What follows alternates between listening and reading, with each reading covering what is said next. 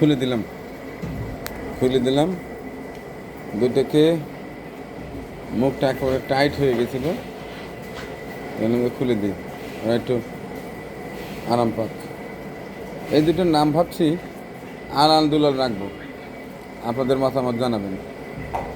আলাল দুলাল রাখলে কেমন হবে এটা জানাবেন। গরু দুটা আমার খুব পছন্দ হয়েছিল, নিয়ে আসছি টাঙ্গাইল থেকে। এটা সবাই জানেন, গত একটা ভিডিওতে দেখেছেন। এটা আমার পছন্দ, আলাল দুলাল। এরপরে আপনাদের মতামত জানাবেন। দুটো একই রুমে রেখেছি, একেবারে জমজের মতো, খুব সুন্দর আলাল দুলাল। আর এইটা এটা এই দুটো এনেছি, ওই দুটোর নাম দেখে গিয়ে রাখা যায়। আর এইটা অনেকেই অনেক নাম দিয়েছে ইতিমধ্যেই। এটা কেউ বলেছেন ব্ল্যাক ডায়মন্ড, কে বলেছেন সুলতান, কে বলতেছে রাজাবাবু, আরও অনেকেই অনেক নাম দিয়েছেন। তা আমার মনে হয় এটা চিত্তপুরীর ব্ল্যাক ডায়মন্ড রাখলে কেমন হয়, আপনাদের মতামত জানাবেন। ব্ল্যাক ডায়মন্ড, চিত্তপুরীর ব্ল্যাক ডায়মন্ড। কে কে কে দুষ্টামি করছো? এই পাশের সাথে দুষ্টামি করছে। আমার মনে হয় ব্ল্যাক ডায়মন্ড রাখলে মন্দ হয় না, জানাবেন। আর এই একটা, আর এই একটা, মোট চারটে এনেছি। এটা যদি রাজা বাদশাহ অনেকেই বলছে, হয়তো এরা রাজা আর এরা বাদশাহ, কেমন হয় জানাবেন। রাজা বাদশাহ, এটা হচ্ছে রাজা, এটা বাদশাহ, বা এটা রাজা, ওটা বাদশাহ। আর কি নাম দিলে ভালো হয়, বা এটা সুলতান দিলে কেমন হয়, এটা জানাবেন। রাজা বাদশাহ অনেকেই লিখছে রাজা বাদশাহ, তাহলে রাজা দেব কোনটা আর বাদশাহ দেব কোনটা সেটা জানাবেন।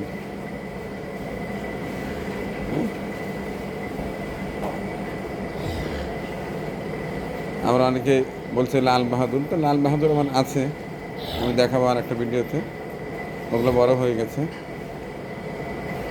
তাইলে ওই কথাই, এটা ব্ল্যাক ডায়মন্ড,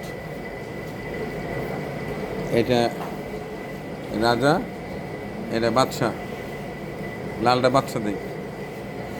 আর এই সাদা অ্যাশ কালার এটা রাজা, আর এটা হচ্ছে আলাল দুলাল। কেমন হবে? এই রে, তুমি কেমন আছো? তোমাকে কি নাম রাখবো? তুমি আলাল না দুলাল বলো? একটা 95 ট্যাগ, আর একটা কত দিচ্ছাও? 96। তাহলে আলাল দুলাল 95 96, তাহলে এটা আলাল।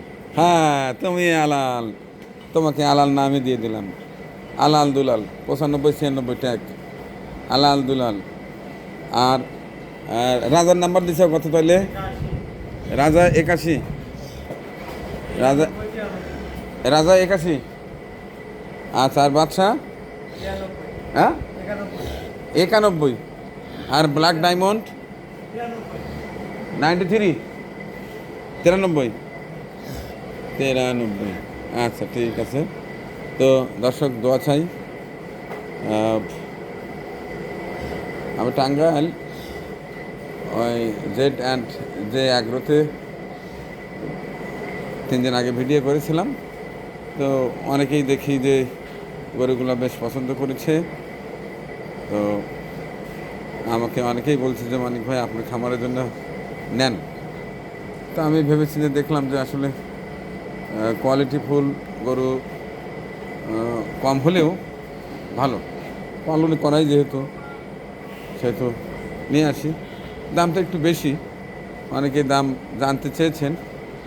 দাম আসলে এখন যেহেতু বিক্রি করার ইচ্ছা নেই, এখন দাম আর না বলি, এটা রাগ করার কিছু নেই। কারণ হলো দাম বললে অনেকেই অনেক কমেন্টস করে, যে কারণে ওই ভদ্রলোকও দাম বলেনি। পরে আমি ওনার সঙ্গে পার্সোনালি কথাবার্তা বলে আমি গরু নিয়ে আসছি। আসলে এখন ওয়েটে হিসাব করে, তো ওয়েটে আসলে দামের সাথে মেলে না।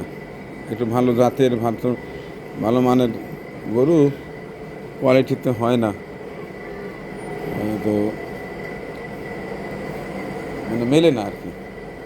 এরপরে নিয়ে আসছি, আল্লাহর নাম নিয়ে পালি, দেখা যাক, দোয়া করবেন। আর সময় হলে তো অবশ্যই জানবেন। তবে আপনাদের মতামতটাই আগে শুনি, দেখি আপনাদের ধারণা কী। এটা আমি 5টা এনেছি, কোনটা কত টাকা আপনাদের কমেন্টসে লিখবেন। যদি দেখি যে না,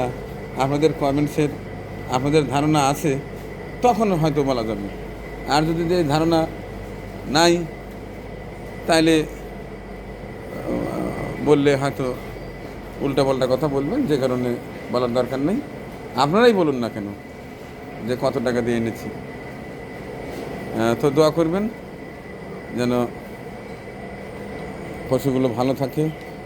খাচ্ছে, ভালোই খাচ্ছে। এই যে এনে দানাদার দিয়েছিলাম, কাঁচা গাছ দিয়েছিলাম, আস্তে আস্তে খাচ্ছে। দোয়া চাই।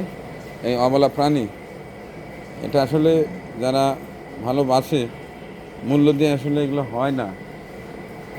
এটা সুন্দর চয়েসফুল পশু কিনতে গেলে দামের সাথে কখনো এই পশুগুলো মেলে না, এটা বলার অপেক্ষা রাখে না। তুলনামূলকভাবে মানে ওজনের তুলনায় এটা মিলবে না। দেখি আপনাদের ধারণা কি, সেটি জানাবেন। তাইলে যদি দেখি যে না, আমার দর্শকদের ধারণা আছে, তাইলে হয়তো আমি জানাবো। সমস্যা নেই, আমার দাম জানাতে কোনো আপত্তি নেই, আমি জানাবো। তার আগে আপনাদের কাছ থেকে শুনবো যে আপনারাই বলেন আসলে কত টাকায় কেনা হইতে পারে, বর্তমান বাজার এই গরুগুলোর দাম কত হইতে পারে। উল্লেখ্য, একটা গরু দাঁতের দিক। ধন্যবাদ, সাথে থাকবেন। আশা করি পরবর্তীতে আবার কথা হবে ইনশাল্লাহ। আল্লাহ হাফেজ।